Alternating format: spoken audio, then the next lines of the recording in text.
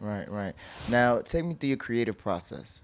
Okay, you're in the studio. Okay. You got a lot of, you do, like I said, you do a lot of samples, which are dope. How do you find a sample and you be like, no, I like that? Do you work with producers who just know your sound that has it already on deck? When you get in the studio, give me a studio session with Lil Mama. Oh wow, studio session with Lil Mama. It all depends. If we're talking Take Me Back was all of these tracks that I felt were my favorite. I pulled them up off YouTube and I just work them. I listen to the record. I listen to the instruments in the record. I create hooks, create verses. The way they fall is the way they fall. So that's the way Take Me Back happened.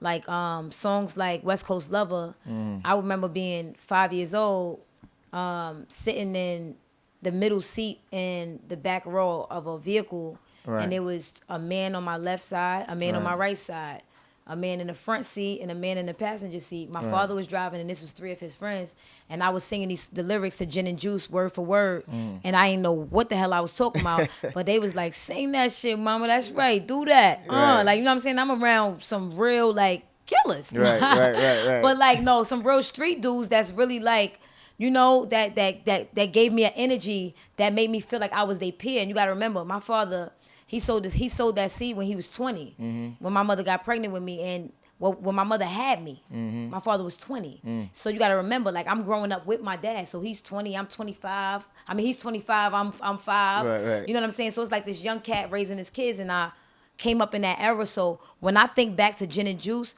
like that's the feeling that I get. I get that sitting down with these dudes, and I'm thinking about what if I was on the West Coast, and what it's like with me living on the West Coast and going back and forth. Right. I'm in the valley. Right. And it's dry.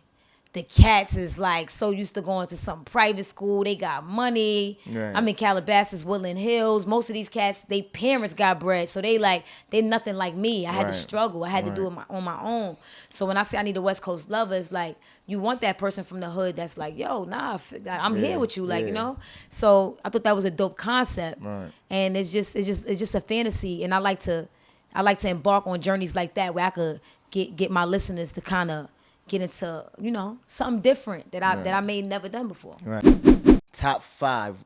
If you were to work with somebody, because like you're a very student to the game. You're a student to the game. Yes, so I am a student to the game. If you could pick 5 people to work on your album, dead or alive, right now, who we rocking with? Ooh, if I had to choose 5 people dead or alive to work on my album, on your album right now, work on my album with me, work with you. Yep, already like get help feature, production, like help me in the studio. Like this would be every day we in camp. Every day in camp. Every day in camp. It would definitely be Jay-Z. Okay. It would be Biggie Smalls. Okay. It would be Jadakiss. Okay. It would be Lauryn Hill, Mary J. Blige. I like it because you put Jersey in there. Yeah. I like the Jersey reference in there. It don't even have nothing to do. Listen, let me tell you something. I know. That woman is so powerful. So talented. And I was just talking to my mans about the other day. It's so crazy what she did with just that one album. Yes. And how people just fell in love with her. Yes. And you know what I'm saying? And you can still play her records still today. Yes. And people are going to rock out to it. All of the people that I just named, you know, we know Biggie, right. He's the late, the great. Right. His authenticity. Oh, you know who I didn't name that I should have named? Big L. Big L, you know what I have that he had?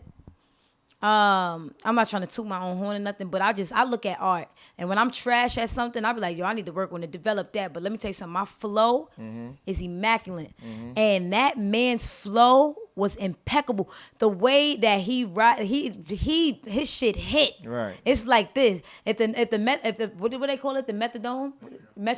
Right. Metrodome. When that Metrodome that was hitting like cat that was doing that, Big L's on it. Right. And I respect that about him. I had to do my research because I didn't really know him before he passed when I was younger like that. I didn't really listen to his music. I had to get into him. So in discovering him and telling my father about him, he was like, I know. Right. I know. You don't know. Right. You know, so you late again. Like yo, fire. You got to get up on it. Fire. Man. That's He's fire. What's up.